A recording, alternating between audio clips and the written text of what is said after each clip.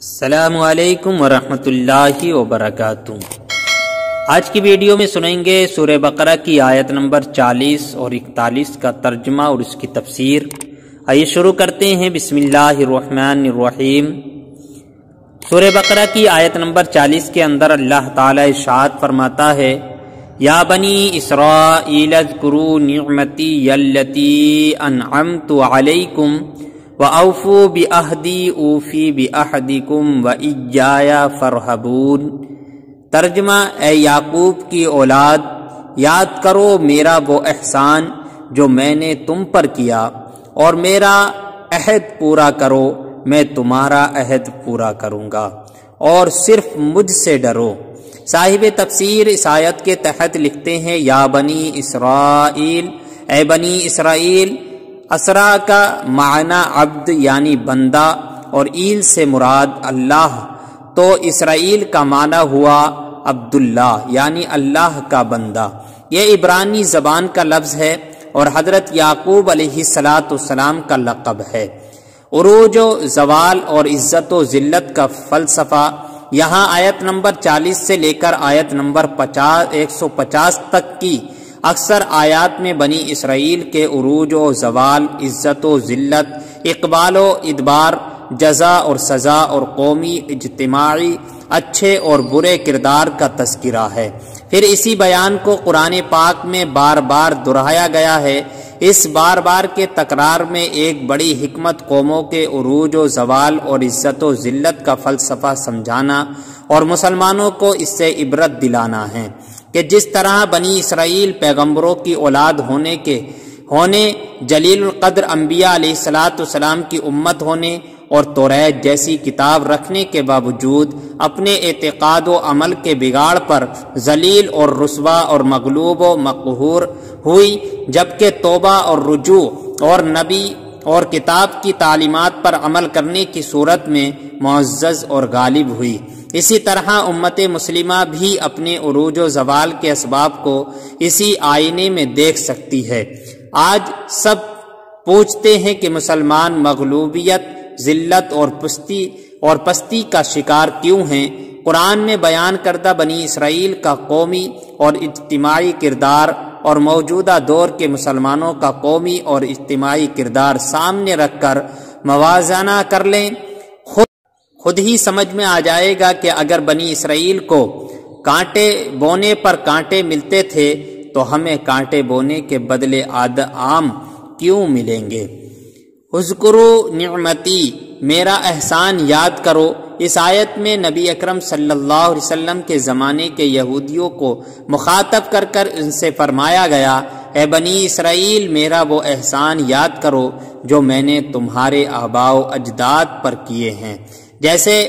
انہیں فرعون سے نجات دی، ان کے لیے دریا میں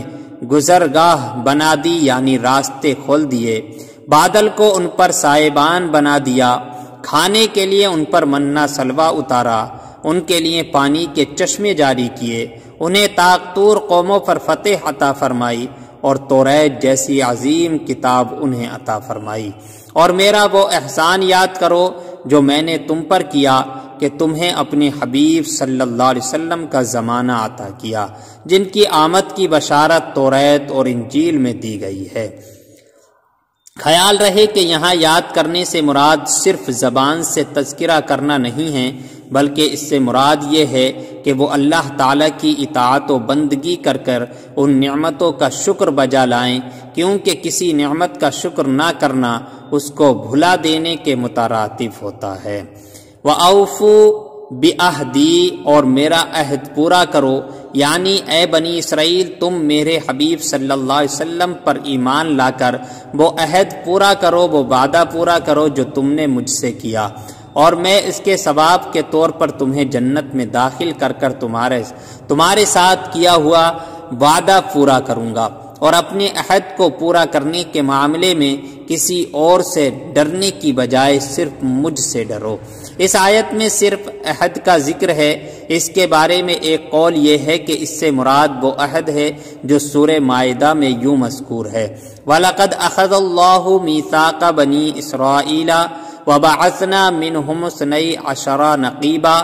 وقال اللہ انی معکم لئن اقمتم الصلاة وآتیتم الزکاة وآمنتم بالرسل وعزرتموہم وأقرضتم اللہ قرضا حسنا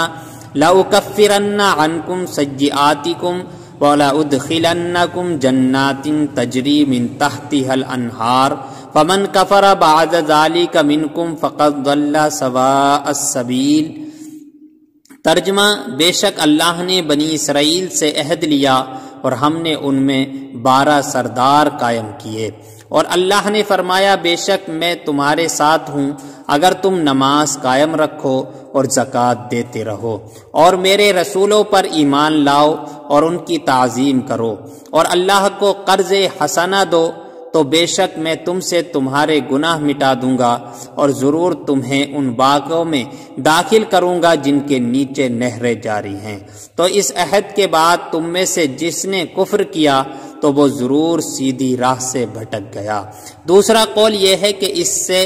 وہ عہد مراد ہے جو اللہ تعالیٰ نے حضرت موسیٰ علیہ السلام کے ذریعے بنی اسرائیل سے لیا کہ میں آخری زمانے میں حضرت اسماعیل علیہ السلام کی اولاد میں ایک نبی کو بھیجوں گا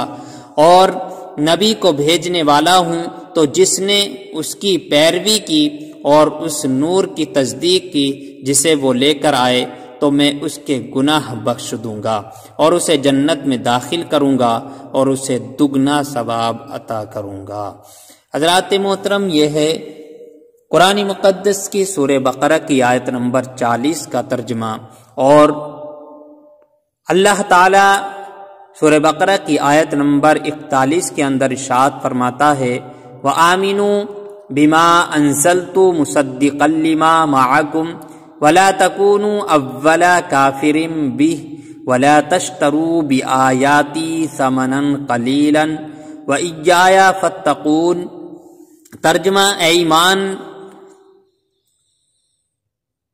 ترجمہ اور ایمان لاؤ اس کتاب پر جو میں نے اتاری ہے، وہ تمہارے پاس موجود کتاب کی تصدیق کرنے والی ہے، اور سب سے پہلے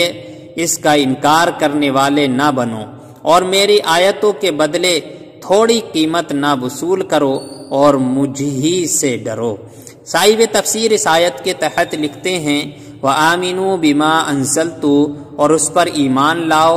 جسے میں نے نازل کیا، یعنی اے بنی اسرائیل کے علماء اس قرآن پر ایمان لاؤ جو میں نے اپنی حبیب صلی اللہ علیہ وسلم پر نازل کیا ہے، اور وہ تمہارے پاس موجود کتاب توریت اور انجیل کی تصدیق کرتا ہے، اور تم اہل کتاب میں سے قرآن مجید اور میرے حبیب صلی اللہ علیہ وسلم کے سب سے اولین منکر نہ بنو، یعنی انکار کرنے والے نہ بنو، ورنہ جو لوگ تمہارے پچھلے لگ کر کفر اختیار کریں گے تو ان کا وبال بھی تم پر ہوگا، یعنی تمہارے پیچھے لگ کر جو بھی لوگ کفر اختیار کریں گے تو ان کا وبال بھی تم پر ہی پڑے گا۔ نیکی اور برائی کی ابتدا کرنے والے کے بارے میں ایک اصول ہے، یاد رہے کہ نیکی اور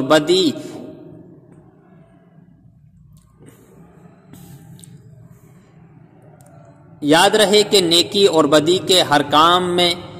یہی اصول نافذ ہے کہ اس کی ابتدا کرنے والوں کو پیروی کرنے والوں کے عمل کا ثواب یا عذاب بھی ملے گا۔ حضرت جریر بن عبداللہ رضی اللہ تعالی عنہ سے روایت ہے کہ حضور اقدس صلی اللہ علیہ وسلم نے ارشاد فرمایا جس نے اسلام میں کوئی اچھا طریقہ ایجاد کیا تو اس کے لیے اس طریقے کو ایجاد کرنے کا ثواب ہوگا، اور اس کے بعد جو لوگ اس طریقے پر عمل کریں گے ان کا ثواب بھی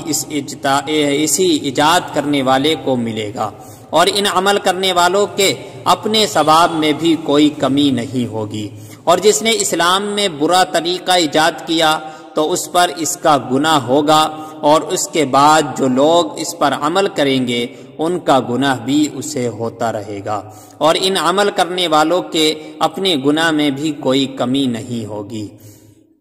وَلَا تَشْتَرُوا بِآيَاتِي ثَمَنًا قَلِيلًا، اس آیت کے اگلے حصے میں اللہ تعالیٰ نے ارشاد فرمایا اور میری آیتوں کے بدلے تھوڑی قیمت وصول نہ کرو۔ اس آیت میں دنیا کے حقیر اور ذلیل مال کے بدلے اللہ تعالیٰ کی آیات بیچنے سے منع کیا گیا ہے، اور یہاں ان آیات سے توریت انجیل کی وہ آیات بھی مراد ہیں جن میں حضور پر نور صلی اللہ علیہ وسلم کے اوصاف اور علامات کا بیان ہے۔ قرآن پاک کی یہ آیات ان یہودیوں کے متعلق نازل ہوئی جنہیں اپنی قوم سے نذرانے اور وظائف ملتے تھے، اور انہیں ڈر تھا کہ اگر قوم کو معلوم ہو گیا کہ توریت میں محمد مصطفیٰ صلی اللہ علیہ وسلم کی یہ نشانیاں بیان کی گئی ہیں تو وہ ان سرداروں کو چھوڑ کر محمد صلی اللہ علیہ وسلم پر ایمان لے آئیں گے، اور یوں ان کے نذرانے بند ہو جائیں گے۔ اسی کو فرمایا جا رہا ہے کہ دنیا کے قلیل مال کے بدلے اللہ تعالیٰ کی آیتیں بیچتے ہیں، یعنی اس ذلیل مال کے بدلے، دنیا کے قلیل مال کے بدلے اللہ تعالیٰ کی آیتوں کو نہ بیچو۔ عظمت مصطفیٰ صلی اللہ علیہ وسلم چھپانے والے غور کریں، اس آیت سے اور اس کے بعد والی آیت سے معلوم ہوا کہ یہودی علماء اپنے باطل مفادات، نفسانی خواہشات اور جاہلانہ تہمات کی بنا پر اپنی کتابوں میں موجود ان آیات کو چھپاتے تھے جن میں نبی اکرم صلی اللہ علیہ وسلم کی عظمت و شان اور ان کے اوصاف بیان کیے گئے، اور اگر کبھی کوئی آیت بیان بھی کی تو اس کے ساتھ بعض باطن باتیں ملا کر بیان کرتے تھے۔ حالانکہ علماء کا منصب تو حق بات کا اعلان کرنا، حق اور باطن کو جدا کرنا، مالی اور ذاتی مفادات کو دین پر قربان کرنا اور دین کا محافظ بن کر رہنا ہے۔ یہودیوں کے بیان کردہ طرز عمل اور علماء کے منصب کو سامنے رکھتے ہوئے ان لوگوں کو اپنی حالت پر غور کرنے کی حاجت ہے جن کا حضور پر نور صلی اللہ علیہ وسلم کی عظمت و شان بیان کرنے کے معاملے میں سلسلہ کہیں اور ہی جا کر ملتا ہے۔